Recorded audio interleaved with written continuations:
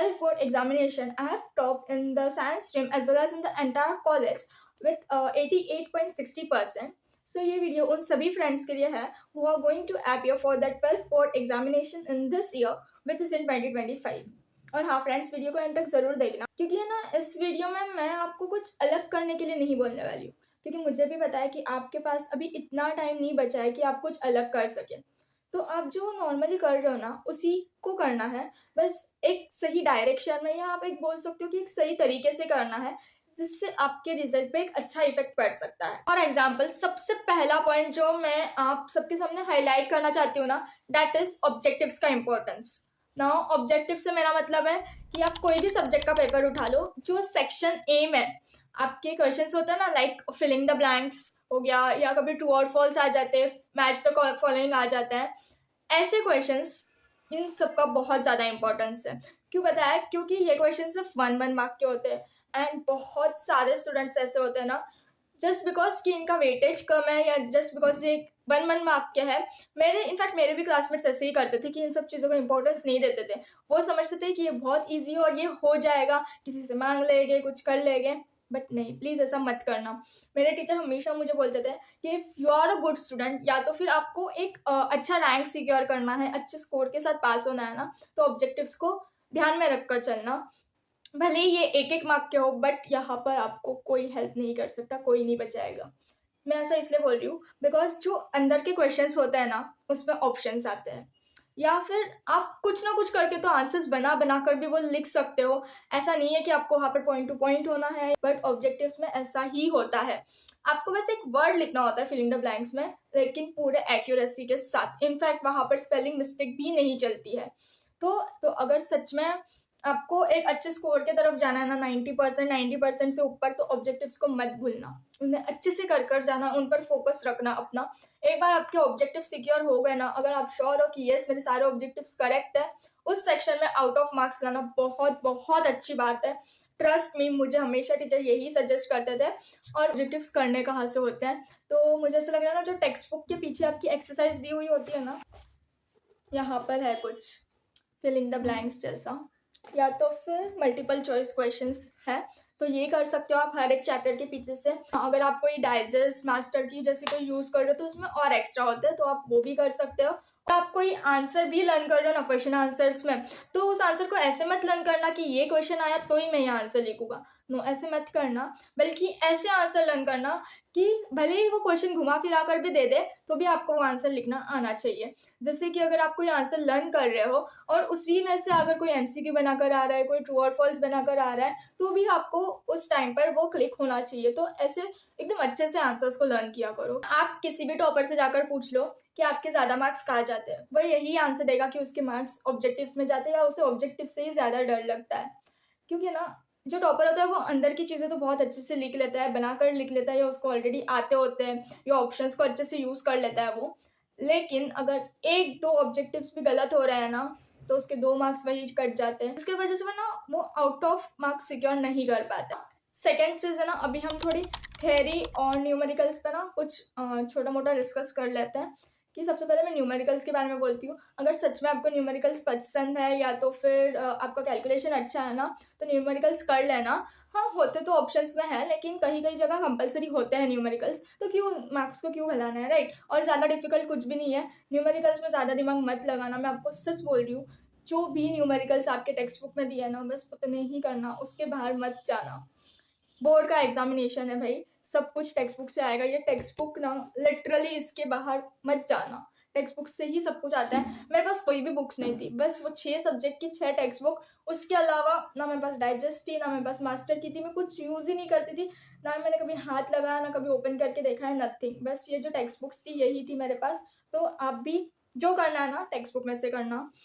Numericals जो भी आपके सॉल्व एग्जांपल्स दिए हैं वो भी बहुत इंपॉर्टेंट है, सिर्फ एक्सरसाइज वाले नहीं, तो सॉल्व एग्जांपल्स वाले भी करना। ज़्यादा चैप्टर्स है नहीं वैसे जिसमें न्यूमेरिकल्स है, बट जितने भी है सॉल्व एग्जांपल से कर लेना, और अपने एक्सरसाइज वाले कर लेना न्यूमेरिकल्स। इससे आपका काम लिटरली बन जाएगा, न्यूमेरिकल्स का टेंशन लेने की ज़रूरत नहीं है। उन्हीं को एक दो बार सॉल्व करना जो आपके टेक्स्ट बुक में दिया हुआ है। नाउ कम्स थ्योरी, और आई थिंक ये बहुत ज़्यादा क्रूशियल पॉइंट है, बिकॉज मैं ना गेस नहीं कर पा रही हूँ कि ये सब बच्चों को पता है या बहुत कम बच्चों को पता है, पता नहीं मुझे। बस मैं ये बोल रही हूँ कि अगर आप स्टिल ऐसे स्टूडेंट हो ना जो सिर्फ टेक्स्ट बुक के पीछे की एक्सरसाइज पे डिपेंड करते हो और थ्योरी के लिए, देन ट्रस्ट मी और डूइंग रॉन्ग। ऐसा नहीं होता है। ये 7th 8th तक ठीक था, बट उसके आगे ये सब नहीं चलता है। इनफैक्ट आजकल तो इंटरनल थ्योरी ही ज़्यादा मैटर करती है। मतलब मैं ये बोल रही हूँ कि फॉर एग्जांपल मैं आपको बताती हूँ, ये ना हमारा फिजिक्स का 2nd चैप्टर है, और ये चैप्टर आपको भी पता है फ्लूइड्स बहुत बड़ा चैप्टर है, और इसमें थ्योरी के लिए क्वेश्चंस ये तो समझो एमसीक्यूज हो गए, और बस 9 क्वेश्चंस दिए हुए हैं, बस 9 questions. Now tell me one thing कि इतने बड़े चैप्टर में से क्या सिर्फ 9 ही क्वेश्चंस बन रहे हैं? नहीं, ऐसा तो पॉसिबल नहीं है ना। ऐसे बहुत सारे क्वेश्चंस हैं जो एक्सरसाइज में मेंशन नहीं किए हैं, बट स्टिल उस चैप्टर्स में से बन सकता है। तो आपको मैं बस इतना बोल रही हूँ कि हर एक सब्जेक्ट में से हर एक चैप्टर की इंटरनल थ्योरी पढ़ना, उससे बाय हार्ट करना बहुत ज़्यादा इंपॉर्टेंट है, तभी आप पेपर लिख पाओगे।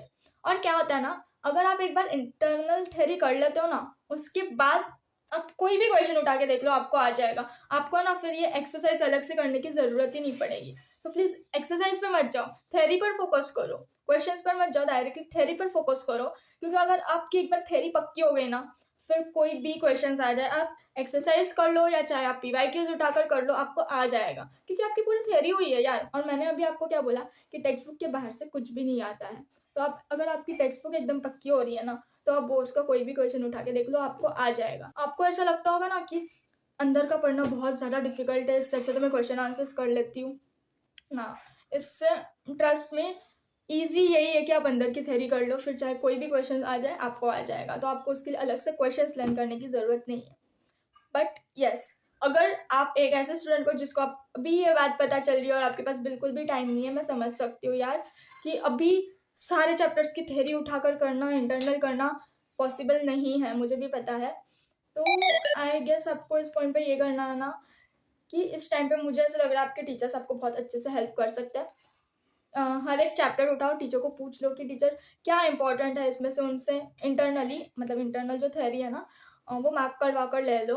अगर आपके पास टाइम है तो, इतना ज़्यादा टाइम तो नहीं लगेगा, एक दिन में सारे चैप्टर्स मार्क हो जाएंगे मुझे ऐसे लग रहा है। बट स्टिल अगर आपके पास इतना भी टाइम नहीं है कि आप टीचर के पास जाकर ये सब मार्क करवाओ, तो मैं I am trying my best कि मैं कुछ टॉपिक्स आपको प्रोवाइड करूँ जो आपको छोड़कर तो बिल्कुल भी नहीं जाना है। मतलब अगर उन टॉपिक्स को आप छोड़ रहे हो तो मत छोड़ना। ऐसे टॉपिक्स मैं ट्राई कर रही हूँ कि मैं आपको हर एक सब्जेक्ट की सेपरेट वीडियोस बनाऊँ। तो यस, चैनल को सब्सक्राइब करना और बेल आइकन को भी प्रेस कर देना, क्योंकि अगर अभी आपको ये नोटिफिकेशंस नहीं मिलेंगे तो बाद में इन नोटिफिकेशंस का भी कोई काम नहीं रहेगा, इन वीडियोस का कोई मतलब नहीं रहेगा। इसलिए प्लीज़ चैनल को सब्सक्राइब कर दो और बेल आइकन को भी प्रेस कर देना, ओके। और हाँ, इसका और एक सोल्यूशन, सबसे बेस्ट सोल्यूशन पीवाईक्यूज। आपको भी अच्छे से पता है यार, बोर्ड्स में तो पीवाईक्यूज अच्छे खासे काम आ जाते हैं हमें। आप लास्ट 8 to 10 ईयर्स के पीवाईक्यूज भी देख रहे हो ना, और उन पैटर्न को स्टडी कर लेना कि कौन से क्वेश्चन सबसे ज़्यादा रिपीट हो रहे हैं। तो एटलीस्ट एक्सरसाइज पे कम्प्लीटली डिपेंडेंट होने से अच्छा है ना कि आप कुछ और एक्स्ट्रा क्वेश्चंस भी कर लो। हाँ, पीवाईक्यूज से आपका बहुत अच्छा काम ये भी हो जाएगा कि आपके ऑब्जेक्टिव्स भी सिक्योर हो जाएंगे। जो मैंने आपको सबसे फर्स्ट पॉइंट बताया, उस पॉइंट पे भी आपको पीवाईक्यूज हेल्प कर देंगे। सबसे इम्पोर्टेंट पॉइंट जो मैं चाहे कोई भी एग्जामिनेशन हो हर बार बताती हूँ, मैंने जेईई में भी बताया था कि इस पॉइंट पे ना कुछ भी न्यू मत स्टार्ट करना। मतलब मैं ये बोल रही हूँ कि मुझे भी पता है कि आपका 100% सिलेबस नहीं कंप्लीट हुआ होगा, इसलिए तो आप ये वीडियो देख रहे हो ना। अदरवाइज तो अगर आपका 100% सिलेबस कंप्लीट हुआ है तो आप यहाँ क्यों आते, राइट? तो मुझे भी पता है, एंड इट्स वेरी नॉर्मल यार, मेरा खुद का नहीं हुआ था 100% सिलेबस कंप्लीट, मेरा भी नहीं हुआ था। अगर बस मैं ये बोल रही हूँ ना, 80% तक खींच लो अपने सिलेबस को, अभी भी टाइम है। देखो बाद में तो टाइम है ही, क्योंकि आपको अच्छी खासी छुट्टियाँ मिली है, बट अभी जितना टाइम है ना उसमें 80% तक खींच लो अपने सिलेबस को, एंड देन वहाँ तक आ गया ना तो स्टॉप कर दो एंड रिविजन पे फोकस करो। बहुत ज़रूरी है कि आप रिविजन पे फोकस करो, बिकॉज यार ये फैक्ट है कि आपको रिटर्न पेन एंड पेपर वाली एग्जाम देनी है, आपको सब कुछ रिकॉल करके वहाँ पर लिखना है। अब मुझे एक चीज़ बताओ, आपने जो ऑलरेडी पढ़ा हुआ है, अगर आपको वही ढंग से याद नहीं है, वही आपने 2-3 बार रिवाइज नहीं किया है, और आप कुछ नया स्टार्ट कर रहे हो, तो जो आप नया सा स्टार्ट करोगे ना, उसकी तो रिवीजन दूर की बात है, वो तो रिवाइज होने नहीं वाला है। तो वो जितना याद आएगा उतना ठीक है, और जो इतने मेहनत से आप इतने मन से करते आ रहे हो, वो भी अगर आपको याद नहीं आया तो समझो कितना रिग्रेट होगा आपको।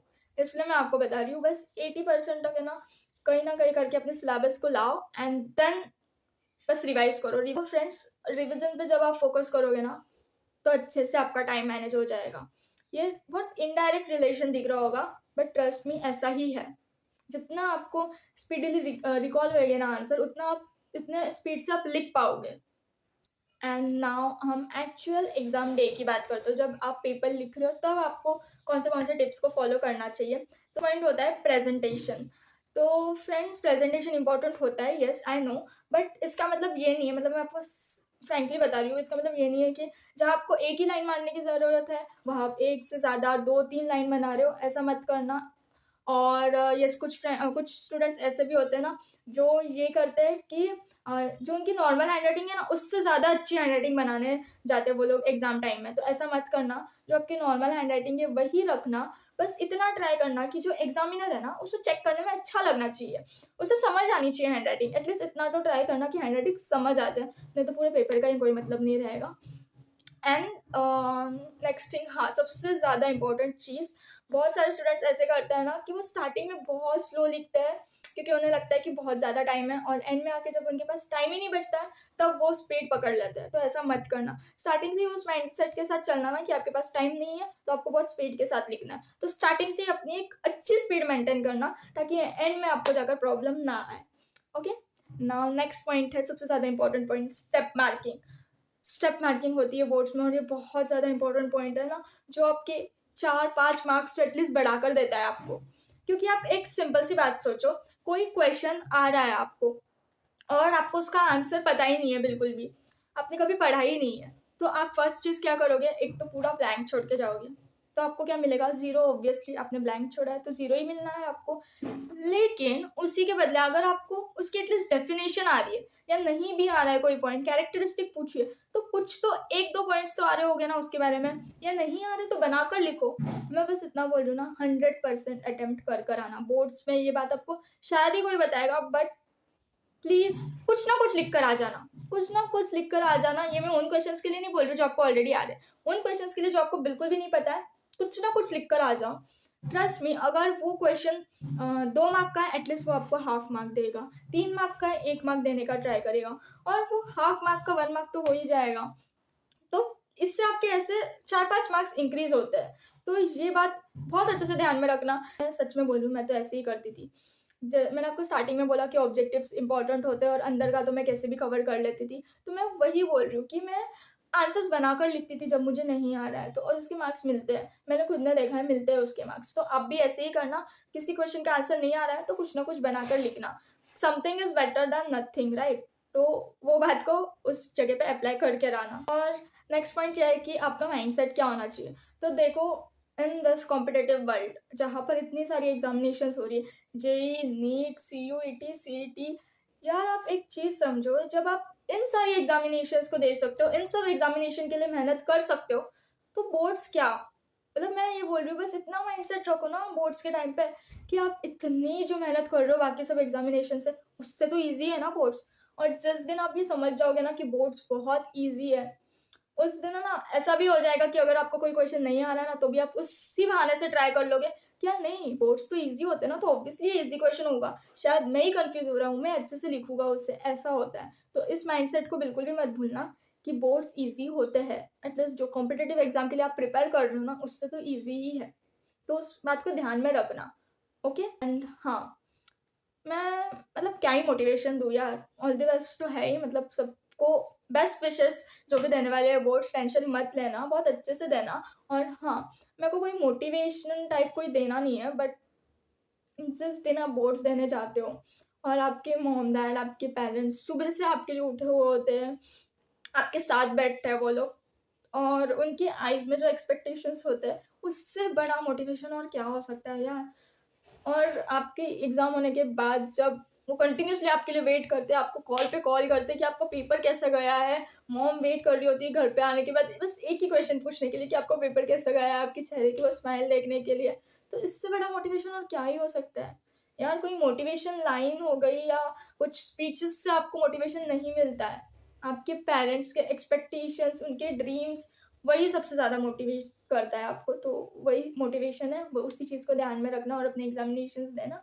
All the best to you. और हाँ, यस, नेक्स्ट वीडियो बहुत ज़्यादा इंपॉर्टेंट होने वाली है, बिकॉज नेक्स्ट वीडियो में ना मैं आपको लैंग्वेज के बारे में, जैसे कि इंग्लिश, तो इंग्लिश में मैंने क्या क्या स्टडी किया था, कैसे स्टडी किया था, बहुत ईजी है यार, मतलब बहुत ईजी है, टेंशन बिल्कुल भी मत लेना। मैं आपको एक पूरा प्लान दे दूंगी कि आपको इंग्लिश को कैसे स्टडी करना है, एंड बस 1-2 दिन का काम है इंग्लिश को स्टडी करना। तो यस, वो वीडियो बिल्कुल भी मत मिस करना, बहुत ज़्यादा इंपॉर्टेंट है और आपको बहुत मज़ा आएगा। बाय।